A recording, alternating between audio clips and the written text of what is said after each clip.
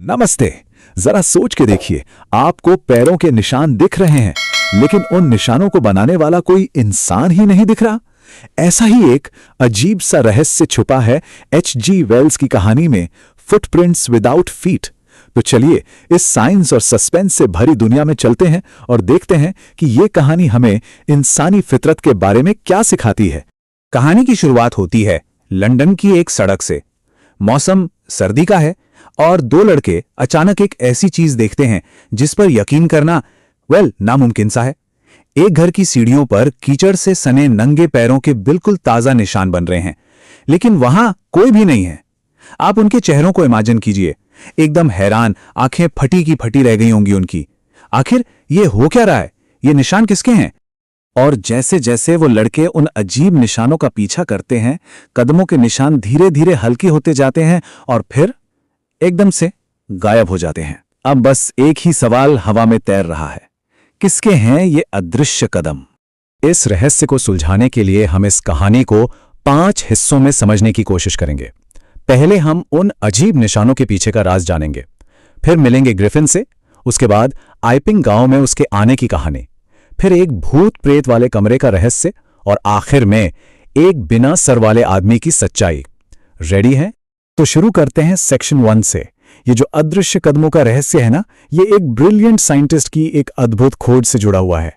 इन निशानों के पीछे जो शख्स है उसका नाम है ग्रिफिन, एक ऐसा वैज्ञानिक जिसने कमाल की डिस्कवरी की कि इंसानी शरीर को शीशे की तरह ट्रांसपेरेंट यानी पारदर्शी कैसे बनाया जाए।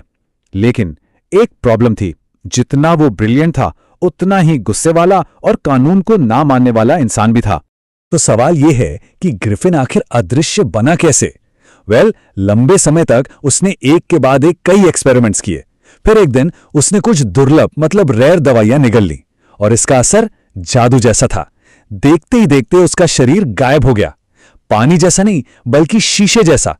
वो ट्रांसपेरेंट तो हो गया पर सॉलिड अभी भी था। कोई उससे टकरा सकता था पर देख नहीं सकता था।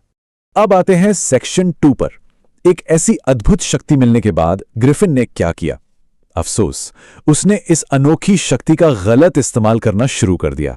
सबसे पहले बदला लेने की आग में उसने अपने ही मकान मालिक के घर को आग लगा दी।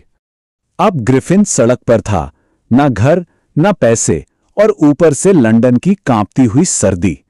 ठंड से बचने के लिए वो एक बड़े से स्टोर में घुस गया। वहां उसने पेट भरकर खाना खाया, गर्म कपड़े पहने और रजाइयों के ढेर पर आराम से सो गया।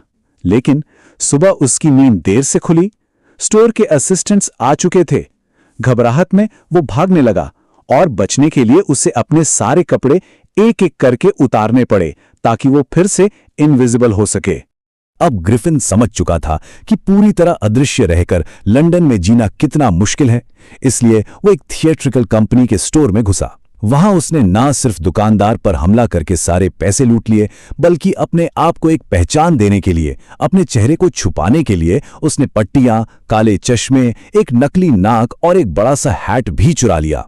अब चलते हैं सेक्शन 3 की तरफ। लंदन की भीड़ भाड़ से बचने के लिए ग्रिफिन ने एक ट्रेन पकड़ी और आइपिंग नाम के एक शांत छोटे से गांव पहुंच गया। बाहर बर्फीली हवा चल रही थी और उसने गांव के एक इन यानी सराय में 2 कमरे बुक कर लिए। इनकी मलकिन मिसेस हॉल सर्दियों के मौसम में मेहमान पाकर पहले तो बहुत खुश हुई। उसके चेहरे पर एकदम फ्रेंडली स्माइल थी, लेकिन ग्रिफिन का अजीब बिहेवियर, जैसे हमेशा चेहरे पर पट्टियां बांधे रखना और उसका चिड़चिड़ा स्वभाव, ये सब मिसेस हॉल को परेशान करने लगा। जल्द ही मिसेस हॉल की वो फ्रेंडली स्माइल शक और इरिटेशन में बदल गई। और अब कहानी के सबसे रहस्यमयी हिस्से में, सेक्शन 4। अचानक गांव में अजीब घटनाएं होने लगती हैं। एक सुबह गांव के क्लर्जीमैन और उनकी पत्नी को अपने स्टडी रूम से कुछ आवाजें आती हैं और वो क्या देखते हैं? उनकी डेस्क से पैसे चोरी हो गए हैं, जबकि दरवाजा अंदर से बंद था। इसके थोड़ी देर बाद मिसेस हॉल और उसके हस्बैंड ने देखा कि ग्रिफिन का कमरा खुला हुआ है। क्यूरियोसिटी में जब वो अंदर गए तो अचानक कमरे का फर्नीचर जैसे जिंदा हो उठा। टोपी उछलकर मिसेस हॉल के चेहरे पर लगी और फिर कमरे की कुर्सी हवा में उठी और उन दोनों को धक्का देकर कमरे से बाहर निकाल दिया। मिसेस हॉल के चेहरे पर जो दहशत थी वो आप इमेजिन कर सकते हैं। उसे पक्का यकीन हो गया कि उसके इनमें भूत आ गया है। इन सब अजीब घटनाओं के बाद गांव वालों का शक ग्रिफिन पर और गहरा हो गया। आखिरकार मिसेस हॉल ने हिम्मत जुटाकर उससे सीधे सवाल करने का फैसला किया और इसके साथ ही कहानी अपने क्लाइमैक्स पर पहुंचती है। सेक्शन 5, पर्दाफाश, द अनमास्किंग। जब मिसेस हॉल ने ग्रिफिन से सवाल किया कि वो बंद कमरे में कैसे घुसा और कैसे निकला, तो ग्रिफिन का गुस्सा फूट पड़ा। इतने में गांव का कांस्टेबल मिस्टर जेफर्स भी वहां आ पहुंचा। गुस्से से लाल होकर ग्रिफिन चिल्लाया, तुम नहीं समझते कि मैं कौन हूं या क्या हूं? और फिर अचानक ग्रिफिन ने गुस्से में अपनी पट्टियां, चश्मा और नकली नाक नोचकर फेंक दी। एक पल में इनमें मौजूद सभी लोग दहशत से कांप उठे, क्योंकि उनके सामने एक बिना सर वाला आदमी खड़ा था। कांस्टेबल जेफर्स के चेहरे पर पहले तो अचंभा, एकदम हैरानी छा गई, लेकिन अगले ही पल एक दृढ़ निश्चय ने उसकी जगह ले ली। उसका काम था उस आदमी को पकड़ना, चाहे उसका सर हो या ना हो। मिस्टर जेफर्स ने ग्रिफिन को पकड़ने की कोशिश की, लेकिन ग्रिफिन ने अपने कपड़े उतारने शुरू कर दिए। जैसे जैसे उसके कपड़े उतरते गए, वो और अदृश्य होता गया।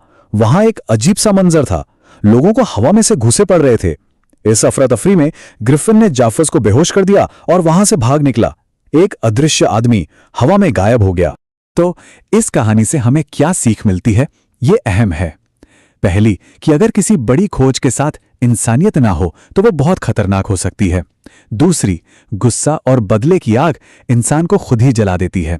और सबसे जरूरी, असली ब्रिलियंस इसमें है कि अपनी नॉलेज और पावर का इस्तेमाल दूसरों की भलाई के लिए किया जाए, ना कि उन्हें नुकसान पहुंचाने के लिए।